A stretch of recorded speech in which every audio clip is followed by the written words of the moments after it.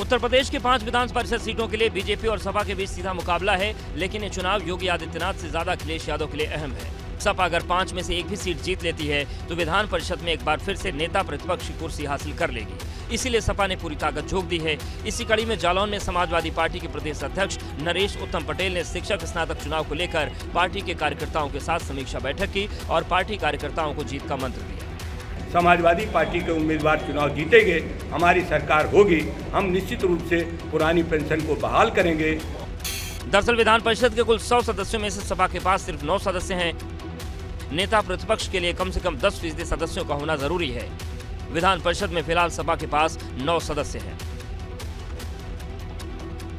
2017 के विधानसभा चुनाव के बाद से ही सपा की सियासी ताकत विधान परिषद में घटती गई और बीजेपी का कद बढ़ता गया। पिछले साल जुलाई में समाजवादी पार्टी ने विधान परिषद से नेता प्रतिपक्ष का पद भी गंवा दिया। अचार सिर्फ खाने के लिए ही नहीं है, कमाने के लिए भी है। ये अचार के बिजनेस करके महीने के 5 लाख कमा रहे हैं। आपको भी ये करना है तो फ्रीडम ऐप को अभी डाउनलोड कीजिए। वही उत्तर प्रदेश सरकार जल्द ही गन्ने मूल्य का ऐलान कर सकती है, लेकिन उसके पहले ही राष्ट्रीय लोक दल के नेता जयंत चौधरी ने सीएम को पत्र लिखकर गन्ने पर सियासी गहमागहमी बढ़ा दी।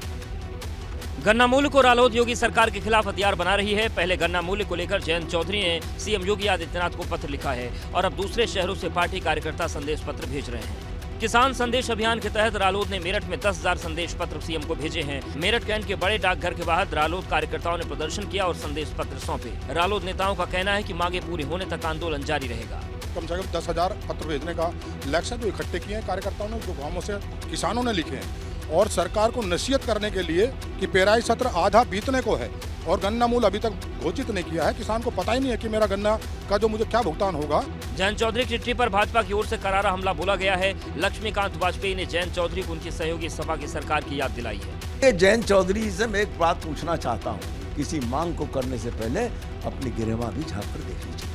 दरअसल गन्ना पेराई सत्र उत्तर प्रदेश में 3 महीने से चल रहा है, लेकिन अभी तक 2022-2023 का गन्ना मूल्य घोषित नहीं हुआ है। किसान लागत का हवाला देते हुए मूल्य वृद्धि की आवाज उठा रहे हैं। रालोद इसी को भुनाने की फिराक में है।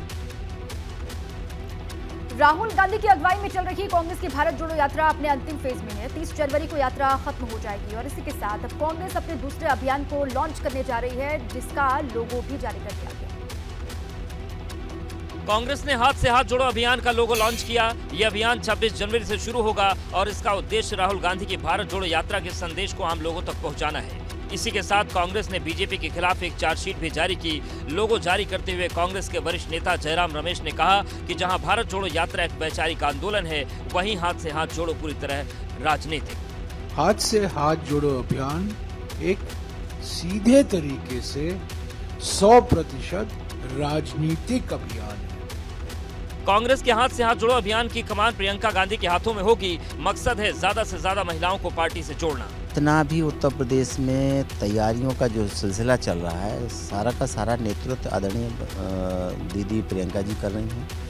उनकी देखरेख में इसे हाथ से हाथ जोड़ो अभियान को चालू किया जा रहा है। जाहिर है 26 जनवरी से शुरू होने वाले हाथ से हाथ जोड़ो अभियान के जरिए कांग्रेस 2024 के लिए अपना हाथ मजबूत कर रही है। अचार सिर्फ खाने के लिए ही नहीं है, कमाने के लिए भी है। ये अचार के बिजनेस करके महीने के 5 लाख कमा रहे हैं। आपको भी ये करना है तो फ्रीडम ऐप को अभी डाउनलोड कीजिए।